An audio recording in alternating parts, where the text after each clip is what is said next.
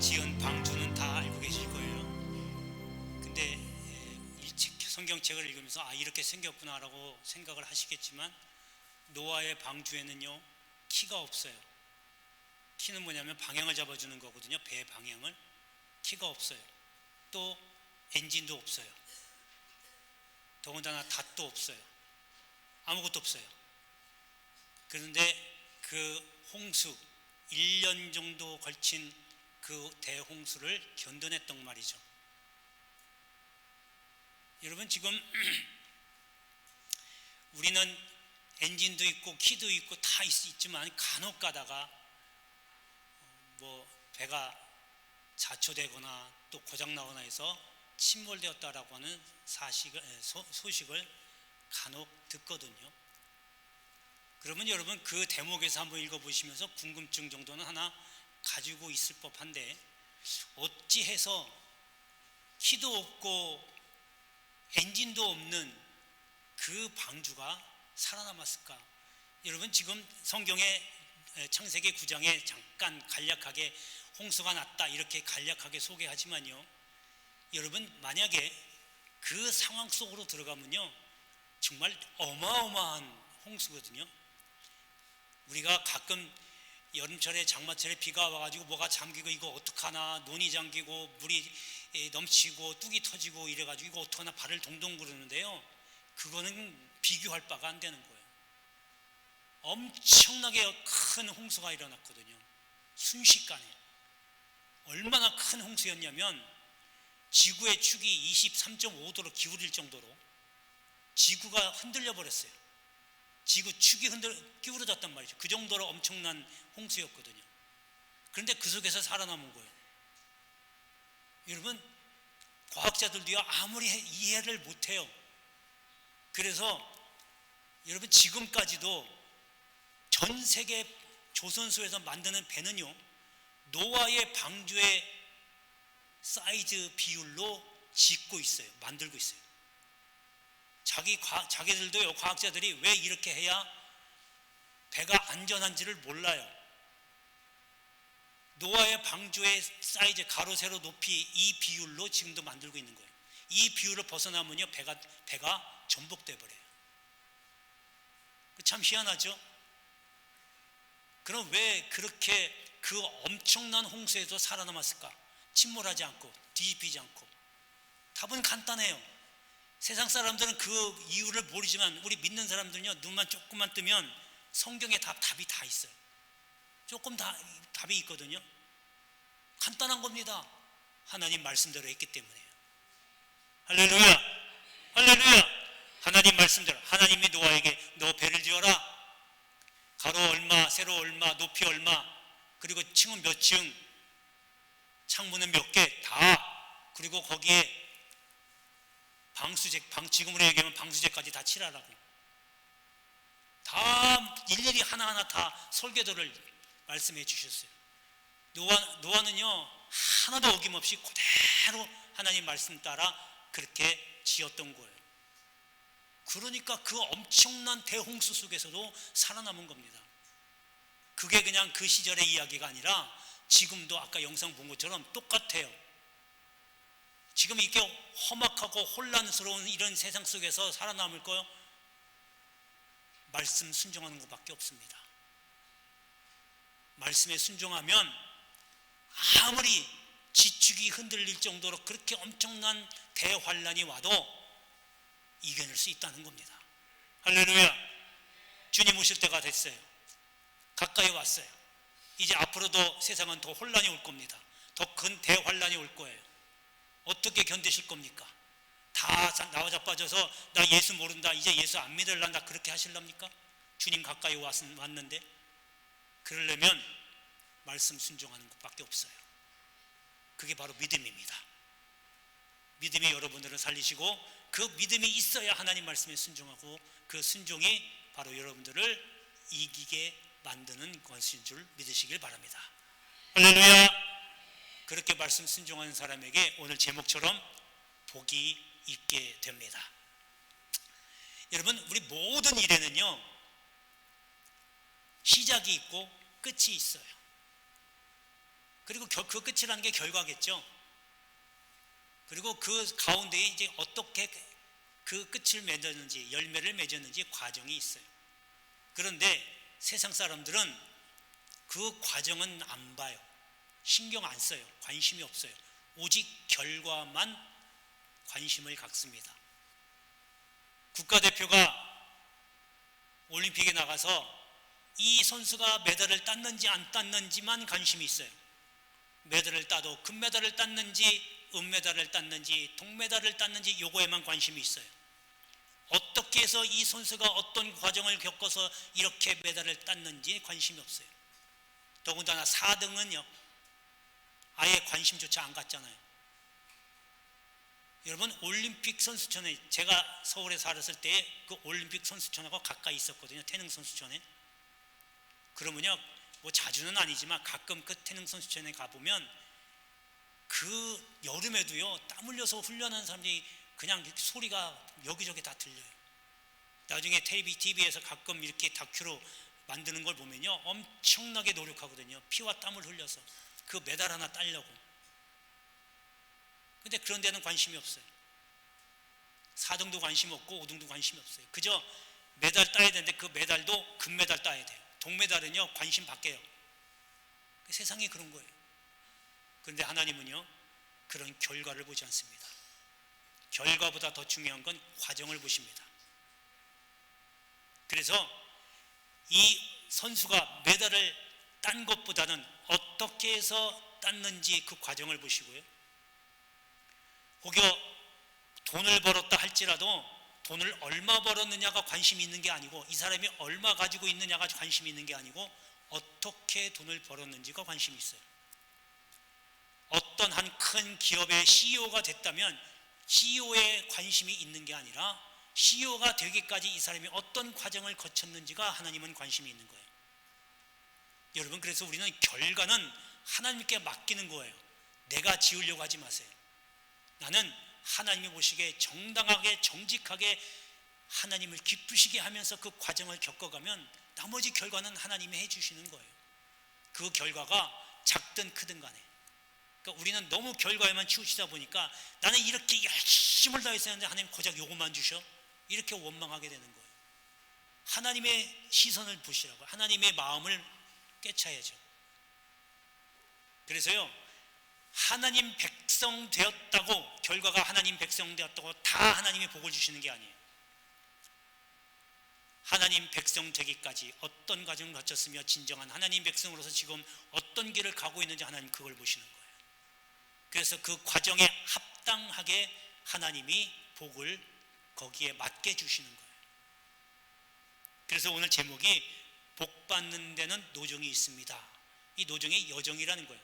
과정이라는 거예요. 그래서 그 과정을 제대로 걸어가야, 과정을 잘 겪어야 하나님이 주시는 복을 받을 수 있다는 겁니다. 결과에 집중하지 마시고 하나님이 무엇을 바라는지 잘 생각하시길 축복합니다. 자, 그러면 오늘 본문 말씀을 통해서 어떠한 노정이 있을까 한번 살펴보고 여러분 하나님을 기쁘시게 하고 합당하게 하셔서 이러한 복을 다 누리시기를 주의 이름으로 축복합니다. 자, 첫 번째는 출애굽의 노정이 있습니다. 이스라엘 백성이 애굽 생활을 하는데 이때 그 애굽 생활은요 노예 생활입니다. 요셉이 총리로 있을 때는 그래도 요셉 덕을 좀 봤어요.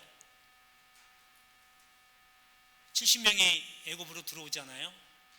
그리고 그때 애굽의 총리가 요셉이었는데, 그래서 요셉이 많이 힘써주고 돌봐줬죠. 그러다가 이제 요셉이 죽고 새로운 애굽의 왕 바로가 왕이 되니까 이제 이 이스라엘 백성을 노예로 만들어 버립니다. 아주 힘들죠.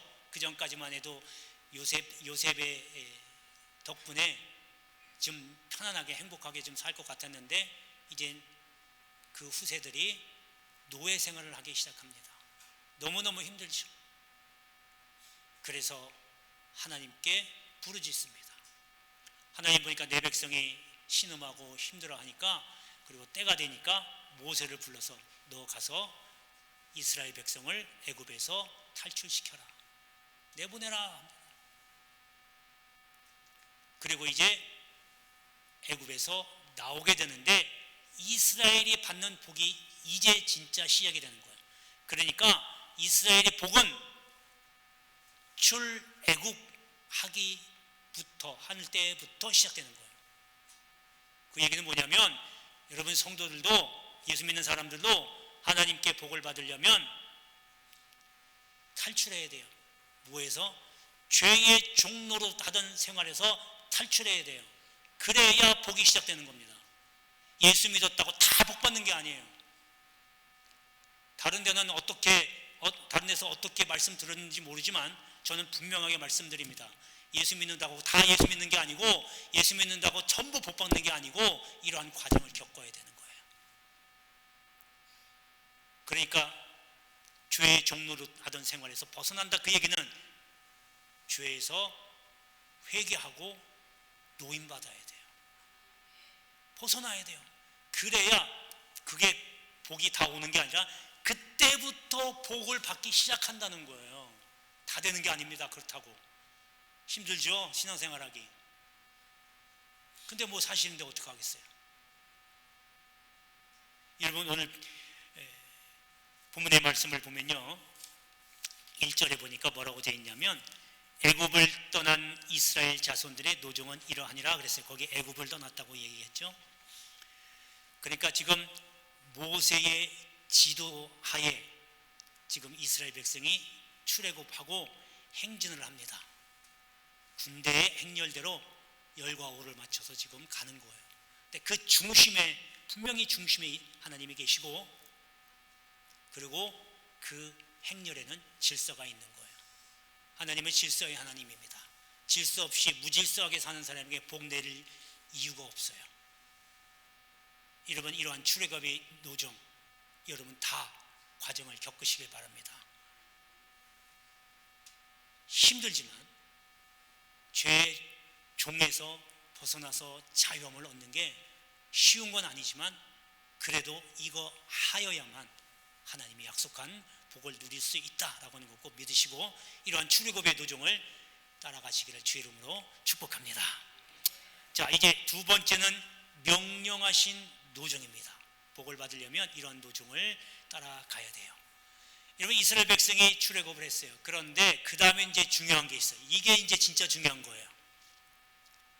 지금 앞에서 말씀드린 출애굽의 노정은 출발점이고 이제 출발해서 그 다음에 하나님의 복을 받으려면 이제 중요한 건데 출애굽을 한 이스라엘 백성이 만약에 하나님이 명령하신 대로 하지 않았다라고 하면 하나님이 명령하신 길로 방향으로 가지 않았다라고 하면 하나님께서 하늘의 문을 여시고 만나를 내려주신 그 복을 누리지 못했을 것이고 반석에서 물을 터쳐서 물을 마시게 하는 그런 복도 누리지 못했을 겁니다. 아니 오히려 하나님의 진노를 샀을 거예요. 그러니까 하나님 명령대로 가야 되는 겁니다. 어느 방향으로 가느냐가 정말 중요하거든요. 여러분 내가 회개했어요. 그래서 이제 죄의 종에서 벗어나서 자유함을 얻고 이제 주님 백성이 진정한 백성이 됐어요. 그럼 그 다음에 중요한 게 뭐냐면 이제 내가 어떤 길로 가느냐가 중요한 거예요. 아까 초반에 말씀드린 대로 말씀에 순종하면서 따라 살아야 되는데 이제 죄의 종이 됐는데 하나님 말씀대로 살기보다 내 생각대로 내 마음대로 내 의지대로 내 경험대로 살려고 하면 하나님 말씀 불순종하는 거예요. 다시 원래대로 옛날 종생활을 다시 하려고 하는 거예요. 여러분 죄를 회개하고 그것이 다 끝난 게 아니고 이제 그 다음부터는 말씀대로 살아가는 말씀에 순종하는 삶 이것이야말로 진정한 복을 누리게 되는 줄 믿으시기 바랍니다. 오늘 하나님께서 올해 주신 용서라고 하는 그 목표 저 표가 하나님의 말씀하신 대로 가는 겁니다. 지난번에 말씀드린 대로 저거 용서를 하기 위해서는 제일 먼저 내가 먼저 회개가 이루어져야 된다고 말씀을 드렸어요. 회개가 이루어지지 않으면 절대로 용서할 수 없어요. 입술로는 그래 내가 용서할게 미안해 라고 할 수 있을지 모르지만 하나님은 그 말의 결과를 보는 게 아니고 여러분 마음속에 어떤 마음을 먹느냐가 보신다고 하셨잖아요. 그러니까 내 마음속에 아직도 이를 갈고 그냥 원망하면서 분을 갈고 있음에도 내가 용서할게 이렇게 하면 그건 용서가 아니에요. 하나님은 그건 안 받아주는 거예요. 하나님의 명령한 대로 가는 게 아니라는 거죠. 그래서 회개 먼저 철저히 하고 여러분 그게 회개가 덜 되니까 그런 마음이 갔거든요. 진짜 진정으로 하나님 앞에 내가 죄인입니다 어찌 해야 됩니까? 라고 가슴 치면서 가슴을 찢어가면서 울며 불며 하나님 앞에 잘못했습니다 용서 구하면 자연적으로 조금스럽게 이제 용서할 수 있게 돼요. 하나님이 나를 이 강도 같은 나도 하나님이 나를 용서해 주셨는데 용서 못할 것이 없다고 하시는 하나님이 나를 용서하셨는데 내가 무슨 자격으로 저 사람을 용서를 못하나 라고 하는 마음이 속에서 우러나옵니다. 이것이 안 나온다라고 하면 여러분이 회개 덜 된 거예요. 이제 그렇게 하면 그게 1차적이 끝난 거고 그 다음에 하나님이 말씀하신 대로 용서뿐만 아니라 오늘 실천사항 항목 중에 인내하고 관용하고 정직하는 거 이거 다 할 수 있어요. 그렇게 되면 하나님 복 주세요 이것 주세요 저것 주세요 안 해도 하나님의 여러분에게 필요한 것은 그때그때마다 주실 줄로 믿습니다. 할렐루야 할렐루야. 오늘 본문 2절에 보면 모세가 여호와의 명령대로 그 노종을 따라 행진했다라고 이야기하고 있습니다. 여러분 이 명령하신 하나님의 명령 잘 순종해서 하나님이 여러분에게 어떠한 복을 내리는지 한번 기대하시고 순종하시기를 주의 이름으로 축복합니다. 자, 마지막 세 번째는 권능의 노종입니다. 여러분 이스라엘 백성이 애굽에서 나온 거는 이스라엘 백성 대표 지도자가 모세이긴 하지만 모세가 가서 타협하거나 협상한 게 아니에요. 또 몇 명이서 모여가지고 저항운동하면서 내보내달라고 막 데모하고 시위하고 이런 거 한 거 아니에요. 이스라엘 백성은 노예였기 때문에 할 수 있는 게 아무것도 없어요. 그저 노예 취급당하면 주인이 그냥 물건 취급하면 물건 취급하는 대로 그냥 죽이면 죽어야 돼요. 그러니까 하나님께서 이스라엘 백성을 애굽을 나오게 한 것은 전적으로 하나님의 권능 때문이었다라고 하는 겁니다. 바로가 끝까지 거절하잖아요. 모세가 가서 보내줘 말도 안 되는 소리 기가 막혀가지고 말도 안 되는 소리 안 보낸다고 그렇게 계속 버티다가 결국 10번째 재앙을 맞고 나서야 보내주잖아요. 하나님이 하신 거거든요. 하나님의 권능으로 한 겁니다. 더군다나 여러분 광야에 가서 40년을 생활할 때 분명히 간증하잖아요. 옷도 헤어지지 않고 그러니까 옷도 찢어지지 않았다는 거예요. 신발도 헤어지지 않았다. 신발도 찢어지지 않았다는 거예요. 40년 동안 여러분 우린 몇 년 신으면 신발 바꿔 신잖아요. 더럽다 찢어졌다고. 근데요 40년 동안 옷도 하나 찢어지지 않고 신발도 하나 찢어지지 않고 더군다나 그 사막에서 물 없는 그 사막에서 40년 살았다 여러분 믿어지십니까? 4년 사는 것도 기적인데 40년을 사막에서 살았습니다. 이거는 하나님의 권능이 아니면 이렇게 살아날 수가 없습니다. 할렐루야 할렐루야. 그래서 여러분 복을 받는 사람은 반드시 하나님의 권능이 임합니다. 믿으십시오. 할렐루야. 오늘 본문에 잠깐 보겠습니다. 본문의 마지막 절 바로 앞에 3절 마지막 부분에 보면 모든 사람의 목전에서 큰 권능으로 나왔다라고 합니다. 여러분 하나님의 행하시는 건요 그냥 자연이 되는 게 아니라 사람이 생각할 수 없는 상상할 수 없는 신묘막측한 일로 이루어집니다. 저 사람이 왜 나한테 왔지? 이런 일이 왜 갑자기 이때 일어났지? 내가 할 수 있는 것이 아니에요. 그러니까 사람들은요, 세상 사람들은, 예수를 안 믿는 사람들은 그걸 모르니까 내가 운이 좋았어, 내가 다 사람 관리를 잘해서 이렇게 됐어. 엄청난 착각을 하고 있는 거잖아요. 하나님을 알고 있고 예수를 알고 있는 사람들은 내가 하는 것은 없습니다. 하나님이 하시는 겁니다. 우리는, 저와 여러분은 그저 하나님의 도구에 지나지 않아요. 하나님께서 행하실 그릇, 도구, 하나님의 나라를 이루어 가실 그릇, 도구에 지나지 않습니다. 모든 것이 다 하나님이 하신 겁니다. 이것이 하나님의 권능입니다. 권능이라고 하니까 무슨 뭐 갑자기 날벼락에 번개가 떨어지고 뭐 주먹만한 얼음이 내리고 이렇게 해서 야, 이 기적이다 뭐 이런 게 아니라, 여러분, 사람으로서는 할 수 없는 것, 이거 하나님이 하시잖아요. 가장 대표적인 게, 여러분 다 농사 짓고 계시니까 농사 짓는 것도 다 하나님이 하시는 거예요. 내가 씨 뿌리고 비료주고 내가 하는 것 같아요? 여러분, 한 방에 그냥 한 3일만 쉬지 않고 비 내리면요, 여러분 심은 거 다 허사돼 버려요. 아시죠? 여러분, 장사하는 것도 똑같아요. 손님이 오면 손님이 오게 하려고 광고하고 홍보하고 인터넷에 광고 올리고 홈페이지에다 광고하고 막 전단지 뿌리고, 그래서 사람이 오면 야, 역시 전단지 효과가, 잘못 알아도 한참 잘못한 거예요. 여러분, 그 뒤에서 기도하는 사람들, 그 뒤에서 기도하는 목사는 생각 안 해요? 하나님 천사를 보내주셔서 지나가는 사람 발걸음을 저 가게로 인도하옵소서. 하나님이 하시는 거라니까요. 그렇게 계속 하나님 인정 안 하면요, 결국엔 하나님도 지쳐버려요. 하나님을 인정하라, 그래야만 그가 더 하시는 일을 이루게 하신다고 하셨잖아요. 할렐루야, 할렐루야. 무슨 일을 하든지 간에 하나님의 권능을 경험하는, 그래서 그 권능으로 인하여 복이 임하게 되는 여러분 되시기를 주의 이름으로 축원합니다. 기도하겠습니다.